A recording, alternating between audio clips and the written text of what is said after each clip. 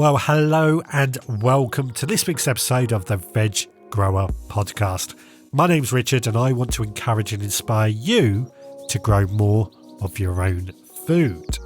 This week's podcast is slightly different. Waiting on the line, I've got Lucy Chamberlain, one half of the Talking Heads podcast, a very keen grower owner, often called the Queen of Veg Gardening. You may find her on the plant expert stands at Gardener's World, as well as doing some of the plant tours. An incredibly knowledgeable and lovely person. Before I get into that, I should just say that this last weekend, when I normally do much of my gardening, unfortunately I came down with a rather nasty cold. It really has taken it out of me. And added to that, we've also had a storm hit the country. So instead of going down the allotment or out in the kitchen garden, what I decided to do was actually curl up and read through our book of the months once again. And the book of the month for January is, of course, being Grow Food Anywhere, written by the one and only Lucy Chamberlain. So I guess really we should get Lucy on and say welcome, Lucy, to the Podding Shed. It's my pleasure, Richard. Excellent. Now, you have been on this podcast many times before, mostly at Gardener's World, but there may be some people who have never heard of you. So I guess the first question I want to ask you is, who is Lucy Chamberlain? Oh my goodness me, that's a big question right at the start. So primarily, I guess, 50-50 gardener and writer. So I've trained in horticulture. So in that sense, I've sort of done the old school way. I went to Writtle and then to White College, for people who know those places of study. And my mum and dad are retired now, but they were smallholders. And I was brought up on the smallholding. So, which was lovely, absolutely lovely. And then I went to my first sort of like salary paid job was at Wisley Gardens as an advisor. And then I loved that. I was just answering all the members' queries. And then I have gone into magazine work as well. I worked at Amateur Gardening for a little bit. Then I edited Grow Your Own for 6 years, which was really good. That was lovely. That was like the marriage of writing and smallholding lifestyle together. So that was really nice. And I just really missed outdoor life. I'm an outdoor girl at heart, really. And then, so I then got a job as a head gardener on a big private estate very close to me. So I was very lucky. It was literally 2 miles away by car. So some mornings I walked, and that had a wall kitchen garden. So that was a real dream. But it had other stuff too. So that was really good. It had like a wildflower meadow and herbaceous borders and fine lawns, bog gardens, woodland, all sorts. So I managed to then, apply all my practical skills there for 10 years. And then now I'm sort of in jogging along between writing and gardening. I do gardening 3 days a week, and I write for Amateur Gardening every fortnight. I do little bits for Gardener's World now and then. And how I know you, Richard, I've done a podcast with Saul for the last 6 years, which we think is quite impressive. I guess the next question with that is, and you sort of already answered it, is when did you start your Grow Your Own journey? I'm guessing it started with your parents in a smallholding. Do you know, it did, yeah. And also my grandparents. My memory as a youngster is really strongly ingrained in horticulture. And I had a lovely childhood. I really did. I was very blessed. So in that sense, me and my brother were brought up on the smallholding at mum and dad's, and we were put to work there. Don't get me wrong. Most of my school holidays were spent working for mum and dad's. For, I think my first hourly rate was something like 82p an hour or something like that. And you got paid by the end of the week, and with cash in a little brown envelope. It was great. And grandma and granddad looked after a museum in Dedham. I don't know if people know Dedham. It's on the sort of Essex Suffolk border, but within Essex, and it's the museum of a famous painter. If you like your horses or your landscapes, it was the Alfred Munnings Museum. But within the museum, the building was great, but it also had a really lovely garden. And we'd often go to grandma and granddad's and go into the woodlands and into the parkland. And then grandma had these huge, big flower borders, lots of heathers, very, quite traditional heathers, evergreens. My granddad had his fine lawns, and if you walked on it, oh my God. And then they also had a lovely courtyard, and I remember there being a huge big magnolia grandiflora there and a big, and then they had greenhouses with all begonias and orchids and all sorts, So in that sense, you know, my mum and dad, and then my mum's mum, my grandma and granddad, they were all into gardening. And my nan was too. My dad's mum, she had those of fuchsias that I remember popping as a little girl. You know, I don't advise that, but it was great fun popping the flower buds. So yeah, it's just for me, it's a very natural part of my life. It's something you quite clearly are very passionate about, like myself. I personally believe everybody should be growing their own food in some form or another. And I think you've got that same sort of outlook at the moment as well, haven't you? Oh, completely. Yeah, I mean, I always have done. I remember when I first went away to Writtle College, so this is the first time being away from mum and dad and their lovely home cooking. I was absolutely shocked that you had to pay for vegetables and fruit in the supermarkets. I was so used to just walking into the greenhouses or into the field and digging stuff up, or dad would dig it up for tea. And, you know, to me, that was just so natural. So then actually to pay my hard-earned cash and student grants on veg, I was like, what is this about? And yeah, I've always grown my own food. When I was at Wisley, I had an allotment on the top of the hills at Guildford that was very chalky and flinty. And then when I was at amateur gardening, I was lucky enough to rent a place that had its own little garden. So that was great. And I grew lots of edibles there in a small space, which is, you know, is a way of, you know, you really have to sort of challenge thinking and cram in as much as you can. But I like rising to a challenge in that sense. And then, since being here, where I am just outside Colchester, I've had great fun developing my own garden. And it sounds so grand, but I can't think of a better name to call it. It's got its own little mini kitchen garden. And in the last 10 years, I've loved developing that and growing food for my family.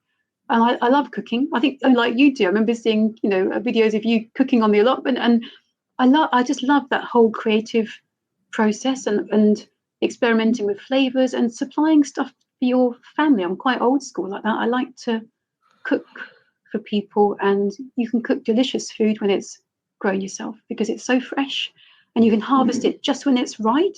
So often I see stuff in the shops and the supermarkets when I think, oh, that's just too, like, the classic is courgettes. You get courgettes and they're so big. You're like, oh my God. You get a glut if you leave them that big. You're forever eating these sort of more flavourless courgettes, but the little tiny ones, about the size of a good cigar, they're delicious. They're sweet and nutty, incredible. And that is always something that resonates with me time and time again. Every time you grow your own food and you harvest it fresh, it is infinitely so much more satisfying and fresh and healthy, but also flavoursome than shop bought stuff. It just is. So I mean, that's one of the things I think many people who don't grow their own miss out on, because they don't realise just how good fresh food is when it's homegrown. You use the example of courgettes, but for me, it's carrots. Homegrown carrots taste so much better than anything bought from a shop. So much better. It's absolutely amazing. The sweetness of them, the sugar levels in them is so fresh, isn't it? It's like sweet corn, isn't it? Where as soon as you harvested it, nosedives, and peas, all that sugar, it's not stable. It just kind of like disappears into starch, but have it fresh and it's wonderful stuff. Absolutely, absolutely. Now, of course, the main thing you are here to talk about is your new book. And this has been our book of the month for January, and it's called Grow Food Anywhere. And how did this book idea come about? Oh, well, you know, first of all, thank you very much for featuring it as your book of the month. That is really kind of you. I'm very flattered. So it came about through my writing career and my time at the RHS. I got to know some of the garden magazine staff, and I'd contributed to a few books. And I had written one complete one called the RHS Step by Step Veg Patch, and that was put together in the early 2000s. And I really enjoyed the process. It's a massive, big, meaty project to sink your teeth into writing a book. It's not like writing a magazine feature. You know, it's like 75, 80,000 words. And I always knew I had another one in me. And then this idea started to come to me whilst I was working at the East Donnellan Hall, which had the walled kitchen garden. And I was there for 10 years. And so I had lots of time to play and experiment. And essentially, I was thinking, well, hang on, these plants are positioned in this garden, say like the espalier pears were all up against the sunny wall, and the cherries were in a really lovely sunny spot. And then I was you know, in that sense, I guess, you know, got in charge of where the crops were placed.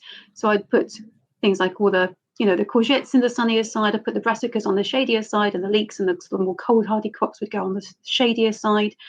And everything did really, really well, naturally really well. And I was like, wow, this is really good. There's something in this. And then I thought, well, we all have gardens at home that maybe are, even from the smallest courtyard or, balcony to the biggest sort of suburban or even rural garden. They're mostly square or rectangular. So they've got, in that essence, sort of like the four sides of a kitchen garden. The boundaries often are maybe hedgerows or fences, or there's, I'm lucky I've got a couple of walls in my garden.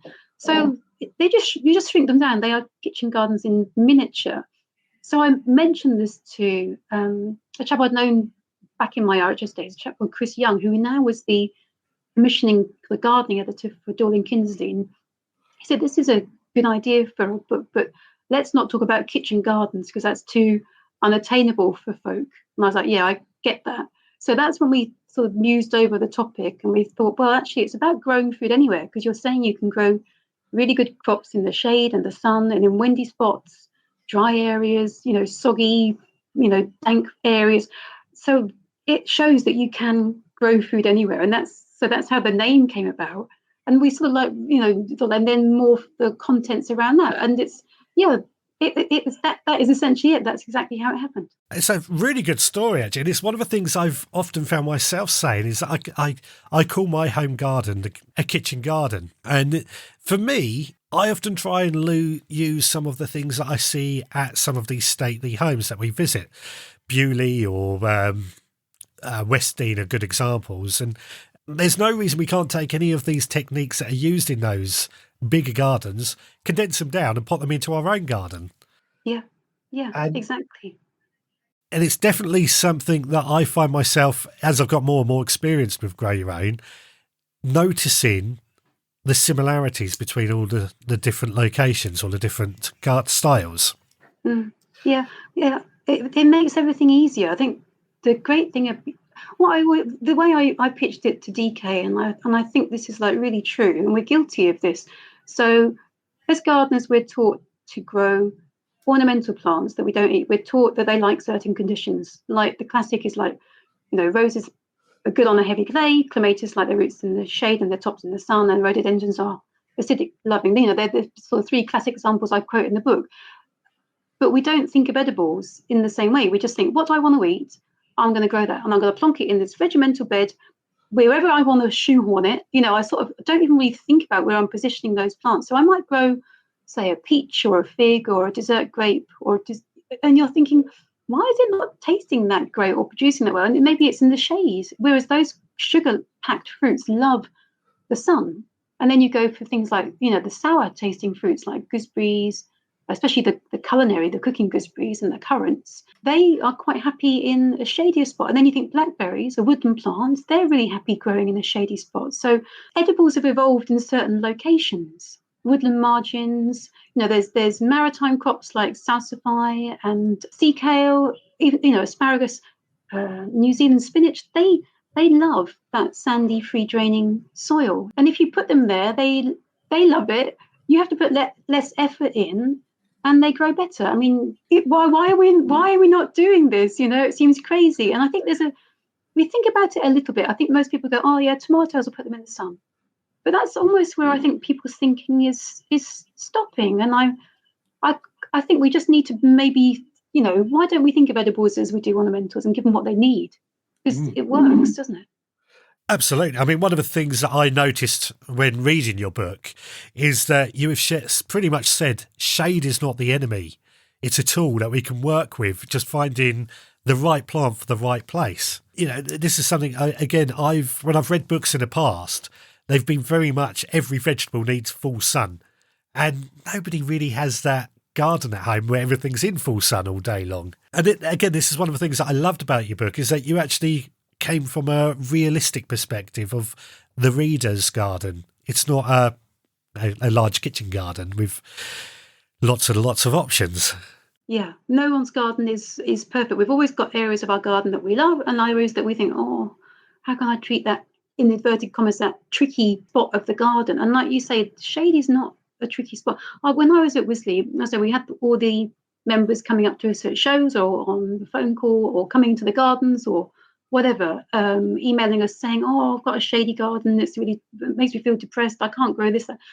And shade is, like I say, shade is not the enemy at all. It's so nurturing, and plants. There are certain plants that don't want to be buffeted by the wind, and they don't have like really high sugar levels that need sun. So things like I've got sorrel, American landcress, winter purslane, and then like I say, the tartar tasting fruits that don't need that sun. They're happy, like rhubarb. That is really lip puckeringly sour, and it's got those big leaves that if you had that in full sun or in a windy spot, it would be battered about. It's very hardy rhubarb, but it will be happy in the shade. And then you start looking at a few unusuals. I was very mindful that I wanted to include really conventional crops that we all know and love. I wasn't trying to make us all grow just unusual stuff, because I think that book has been written many times before. But I wanted to include lots of unusual edibles, like there's patient stock, which has a whacking big taproot, and that grows very well in the shade. There's bulbous nettle. So I'm putting things in there that you might think, oh, do I want to grow a nettle? But actually, it's delicious, it's productive, it's very happy in a shady spot. And then there's loads of stuff that are happy in the sun. Like the amaranths grow so well. Agretti, I grow like crazy. I think people know it more now than they did before, because it does actually taste really good. And I'm trying to choose stuff that I've grown and I know yields well. There's loads of novelty crops, but there's quite a lot I don't think are worth growing. I'm not going to name any names. I'm just going to showcase the ones that I think are good. So, and then we've also got drone shots in the book of real gardens. So people are mapping out their plot. I show them, there's a whole big, quite detailed chapter on how to map out your garden, because that is fundamental to this whole thinking. So we have like the line drawings, which are there to guide people, but then we use real gardens as case studies. And so I hope by doing that people can then learn to read and work out what the microclimates are, and then work out what crop to go in what microclimate. So that's the idea with it all. I mean, microclimates is one of those really important things that people don't really think about in their garden. And you could have literally two trees, identical size, identical pot, but either side of a door, and they can both just grow slightly different because of the microclimate. I'm coming back to the Victorian gardens in the stately homes. They really knew their microclimates in how to manage them. And one of the things I've used is the sort of box hedging they would use around the edge of the beds. Well, I see that as being no different as a fence around a garden to control those microclimates. Yeah, it filters wind out, and like you say, it casts some shade. The roots of box are very extensive, so they can make that, inverted commas again, that tricky dry shade situation appear. But then there's a whole chapter in the book on dry shade, because I'm mindful that a lot of people do think that could be tricky, and I can get why they feel that. But there's some edibles that are so vigorous, and they just want to grow. You can't stop them growing. Like I mentioned, like brambles, and then you start looking at all the hybrid berries, the tayberries, the loganberries, the Japanese wineberries. If you've ever grown those, my God, they're thugs, aren't they? They're then tamed by the conditions of the dry shade. It's a harder condition to tame, but they've got that vigor, and they can still grow there. So yeah. I mean, it is amazing just the difference that is made with all these things. Now, you did mention about the drone shots, and the photography in your book, I've got to say, is absolutely amazing. You've got a photographer in to take those photos, I believe. A lovely chap, Neil Hepworth, who I've worked with before in garden magazines. He was commissioned to photograph the whole book, which was great. The drone shots were very kindly supplied to me by someone in our village. He was an amateur drone photographer, and he was really keen to do those. So he will take credit for those. And it was nice. He didn't want payment for those shots at all. He just DK had a budget, so we then it was his decision to donate £200 to St Helena Hospice, which I thought was a lovely thing to do. So that was like sometimes when you go on these journeys and do these projects, that was like a real added bonus. But yeah, predominantly Neil was the one who came to my garden. I think we had 6 photo shoots. Then we had one day at Hyde Hall at the Global Growth Veg Garden, because they grow a massive range. And I was trying to grow every single thing for the book, but in a year, which is the time frame for the production of the book, it was almost impossible. I think I grew about, say, 80% of the crops, but there was some that we did at Hyde Hall, which was really useful. I was going to ask, because I guess they weren't all in your garden. I've seen your garden on Instagram and places like that, and I'm always fascinated with your garden. But then there was some I'm pretty sure that's at Hyde Hall. So I made a visit to the Global Growth Garden last year, and I really enjoyed it there. But again, a sort of similar thing to what we're trying to achieve, growing all these different types of foods that we can grow in our gardens. Yeah, and it's a similar concept, isn't it? Choosing things from different areas of the world, and they group them into their continents and their sort of like preferred climates. And I suppose that's in a way what the book is trying to do, just sort of show people that, to think about where these plants come from, because that will then tell you a lot about the conditions that they prefer. So it's all that more. I know the word holistic is, it's got connotations, but it's that more overall sort of thinking about being more mindful about where you're putting stuff. Don't just plonk it all in the same bed. Think about it a little bit more, and it will all help you. I do a live show on a Sunday night, and I asked my audience to come up with some questions to ask you when I said I was going to be chatting to you tonight. So I've got a couple of questions. One of the questions that was asked was, what has been your biggest failure of your career, your gardening career? Oh, blimey. My gardening career. I know, it's a really awkward question now. I get that. I think what... No, I can, but I'm going to admit something that I've only told a few people, and I normally keep it really quiet, but I could tell you. And I'm hoping the man involved would forgive me. I'm just giggling to myself. It's nothing to do with edible. Well, no, you can eat some of it. But so I went to check. I was very lucky when I was doing I did a show garden. And so in training for that, I was lucky enough to go to Chelsea. And a chap called John Wheatley mentored me. And so he's very into his dahlias and chrysanthemums and lupins and ornamentals, and then Terry was the guy who was wonderful with his edibles. But I was putting some lupins in John's garden. He'd given me permission. This is Chelsea, and John always gets gold. There was no pressure whatsoever.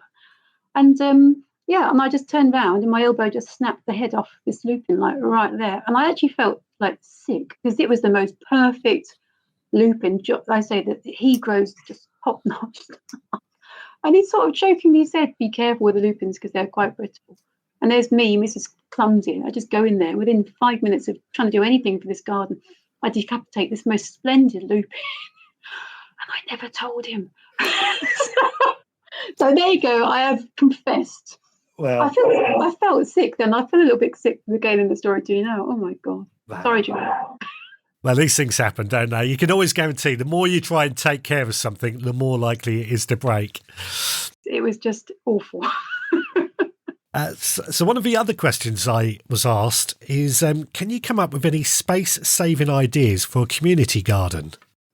Oh, that's a really good one. Yeah. Well, we've been talking about these Victorian gardens and Victorian kitchen gardens, and they're big. They are really big gardens. You've got like Nighthayes, Heligan, like I say, Westdean. They're big spaces. But what I find really useful about these is actually the way they grow fruit is so... Often they're maximising wall space, but you grow them as a fan or an espalier or a step over or a multiple cordon or a single cordon. And that way you can really cram so many different fruit varieties into a small space. And that maybe goes again also for veg. When you're growing veg in a community plot, think about the footprint of that veg. So say things like cordon tomatoes, they've got a very small footprint on the soil. So maybe 40 by 40 centimeters each way. But because they're vertically trained, you can get 6, 7, 8 trusses off that one tomato. That's loads of fruit. And things like climbing beans. I do grow dwarf beans, but I find that they have a flush and then they stop. And then you might get a flush a fortnight or 3 weeks later. But if you grow climbing beans, French or runners, and keep on picking them, again, that's sort of like the footprint they make is quite small. But the amount of yield you get from them is huge, absolutely huge. And you can do that with squashes, like, the cheeky curry onion squash. You can train it up tripods.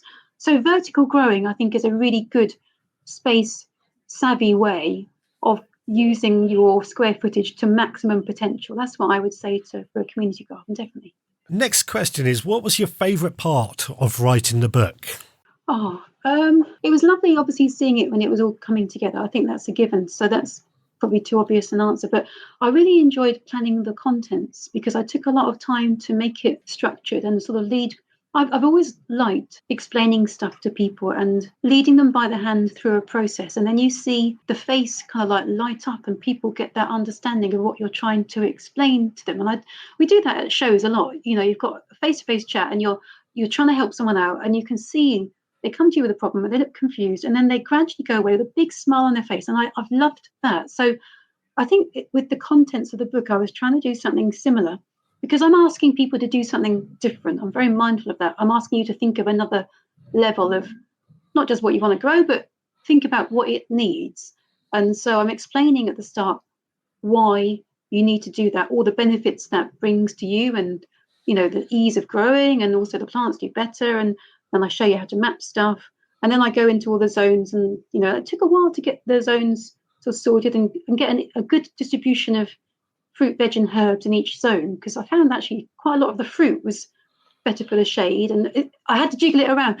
But actually, when I finished it and I got it really how I wanted it, I was like, felt it was like a really I was really chuffed with the way the contents had come together. And then there's you've got a troubleshooter, and you've got the crop profiles, which you can dip into as a standalone thing if you want to. So I feel like I'm really happy with how the contents came together. And then, of course, you've got to show it to DK, and you worry that, are they going to like it? Are they not? But they were brilliant. They, in the sense that they didn't meddle with it. They just trusted me, which was such a flattering thing to happen. And we were off. So that was lovely. And the last question I got was, have you got any advice for somebody who wants to be more self-sufficient? Oh, wow. Just cramming as much as you can into your plot. That's what I do. I really do. And I do. I think there is some kind of logic. I'm going to convince myself now. There's some kind of logic behind there, Richard, because I think it's just that I'm addicted to growing different crops and seeing how they do. But I've always said that if you grow a small number of lots of different edibles, if one fails, you're going to have others that do really well. And that depends on the weather and the year, the stuff that's out of your hands, So if we have a really wet year one year, the leafy stuff's going to love that. So, and the really hot, dry year, my amaranth, for example, was fantastic when we had that hot, dry year. Another reason to grow lots of edibles is that you don't get gluts, because you're growing lots of different things. You get obviously harvest times, but because you don't then get a whacking great big glut of cucumbers or courgettes or tomatoes, you're sort of steadying out the distribution of harvests over lots of different crops. And also, if you grow stuff that you can preserve, like my peaches, for example, I know I can freeze them and preserve them. And I have a whacking great big, well, 2 actually chest freezers full of stuff. So yeah, lots of different things, good chest freezers, a thrifty nature, try and eat. There's so many different bits of plants that we can eat that we don't. So many, parts of edible plants are edible, not just the fruit or the pod or the leaf, whatever it is. So I think that's, the way to be self-sufficient is within that muddled answer. Yeah, I think that answers the question. Now, if anybody is looking to buy your book, where's the best place to get it from? Oh, wow. So if you go to my Instagram page, so that's Lucy Chamberlain Gardens, there is a link in my bio straight to the DK site.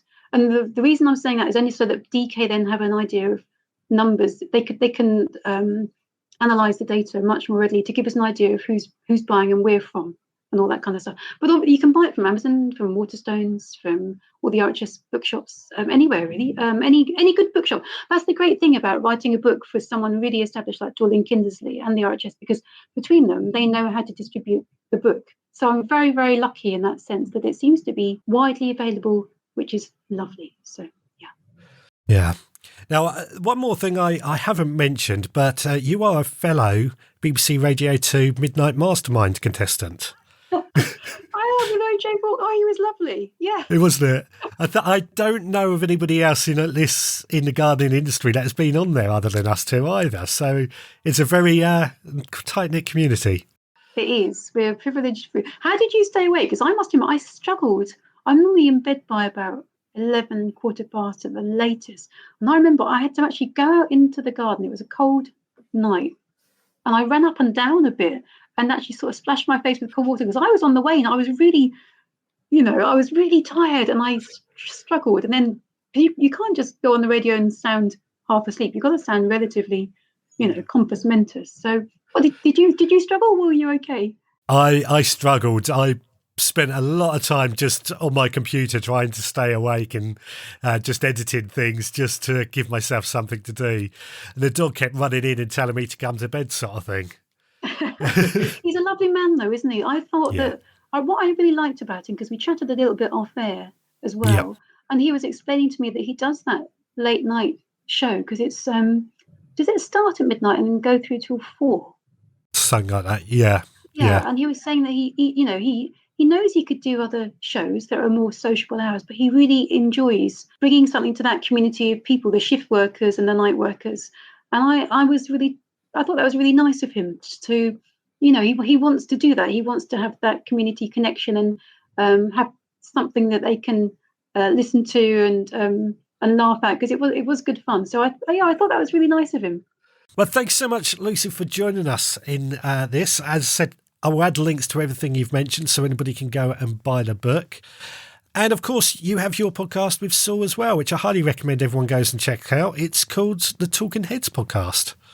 Oh, well, thank you very much. It's been lovely speaking to you, Richard. I wish you very well and a successful growing season for 2025. And thanks for listening, and thank you for having me on. Chopping all the veggies, sizzle in the air. Chef's got with the magic, smells are everywhere. Water starts to boil, onions hit the pan. Recipe of the week, let the feast begin. Cooking with Chef Scott, flavors come alive. Tune in every week for a tasty bite. Hi, it's Scott here with this week's recipe. And this week we have a simple dish that packs a punch of flavour. It can be served as part of a main meal or on its own with a little rice. And it's full of sweet, spicy and salty flavours, so it's sure to be a crowd pleaser. And it is Guoguang Roast Carrots. Gochujang is a Korean chili paste, and paired with star anise, cinnamon, maple syrup and soy, it goes amazingly well with the carrots. So, let's not delay and head to the kitchen and hear how it's made. As usual, you can find this recipe and others on the veggrowerpodcast.co.uk and on my Instagram page, Seed to Table, Plot 13. For this recipe, you will need 600 grams of carrots cut in half lengthways, 50 grams of gochujang, 100 grams of maple syrup, 50 grams of rice wine vinegar, 20 grams of sesame oil, 40 grams of soy sauce, a quarter stick of cinnamon, and 3 star anise, and for garnish, sesame seeds and sliced spring onions. Method. In a mixing bowl, mix all the ingredients minus the carrots together.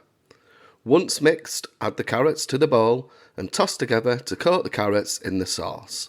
Now turn this out into a roasting dish and cover with tin foil and roast in a preheated oven set at 190 degrees Celsius for 20 minutes. Then remove the foil and roast for a further 30 to 40 minutes or until the carrots are tender and the sauce has reduced into a sticky glaze. And that's the recipe done. And that's it from me this week. Well, thank you, Scott, once again for another fantastic recipe. It's been absolutely delicious. I'm very hungry after listening to that. I've got to say, it's also been great having Lucy on, and I could chat to Lucy for absolutely hours. But I also want to say I have really enjoyed reading her book. It's been our book of the month throughout January, and I've probably read the book cover to cover about 3 times in that time. For me, I just felt it gave us a real good balance and a realistic view of what grow your own can be like in a realistic garden. And I say that because all our gardens are going to be different. We all have different conditions. And some of the advice in some of the books are very straight down the line, very not realistic to what people have in their own gardens. So it's good to get a realistic view and realistic ideas of different microclimates and different conditions. Now, I did actually find myself rethinking my garden design while reading this book several times over. And it's always something I'm constantly rethinking. Trial and error has a lot to play in how I've worked things out in the past. But actually, reading this book, it reminds me that sometimes what you've got to do is sit in a garden, make note of the conditions in your garden in certain areas and work from that. Research and plan, I think, is the name of the game. And if I was to ever move house again, I think that's what I would probably do first. Now, what I also liked about this book is that it shared how to try and cover every possible condition in the book and suggested plants that are suitable for those conditions. As Lucy mentioned earlier, some of her favourites are thrown in there that many of us have probably never heard of. But if you do have certain conditions in your garden that certain plants that you want to grow don't grow, these alternatives might just be better for you. I also found in the book there was even sections on indoor edible gardening, which, as you know, is something I quite like doing a lot of. So it was good to find somebody actually talking about growing edibles indoors that moves away from the standard stuff and gets into the more exciting, the gingers, the citrus plants and things like that, which I really, really enjoyed. Overall, I found this to be a really, really good book. Highly recommend. Really easy to read, really well worded, and thoroughly enjoy it. Highly recommend you go and buy it. It will change your outlook on what you grow. Go buy it. I'll add links in the show notes, of course, if you are interested. Now, I didn't interrupt this podcast because I felt it was a bit rude to interrupt Lucy, but I would just want to say that if you could be so kind as to leave a rate and review on your podcast provider, it only takes you a few seconds, but it means the world to us. And Lynn has left us a comment on the back of last week's podcast. She says, "Hi Richard, it's so lovely to hear questions and ideas from other listeners. It would be great to hear more. I'm lucky to be able to have time in the day to visit my plot in the winter, though I'm usually the only person there. But it is hard to manage time, work, family commitments, etc., etc. Do appreciate your honesty and how you organise your time. Honestly don't know how you manage to make such a commitment to this podcast. It's consistently a high standard. Thanks, Lynn. It's because I love doing it. That's how I do it. I love doing it. And I get to meet people like Lucy. I hear from people like Lynn. That makes it all the more worthwhile. I've also had an email from Jenny. Thanks so much for your email, Jenny. Last week I mentioned about having a way to store bamboo canes or hazel sticks. And Jenny's email read that she uses some old chimney pots, some real heavy duty ones. She said that she just sticks her bamboo canes or hazel sticks in those, and because they're solid and heavy, they don't get blown over easy and they stored nice and tidy. I don't have any chimney pots, but I'm having a look on Facebook Marketplace or eBay to see if we can find some, and I will certainly look at doing that myself. So thank you so much for that idea on how to store bamboo canes. Now, I also like to ask you if you would consider supporting this podcast. We run a supporters club, which you can find at veggroundpodcast.co.uk. And for just £5 a month, you get access to extra behind-the-scenes podcasts and a collection of seeds sent to your door every month, included with our mini newspaper. And that's just £5 a month. I think it's an absolute bargain.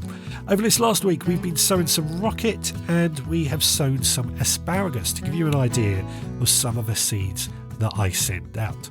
That's just £5 a month. As I said, you can visit the website at veggroundpodcast.co.uk to sign up.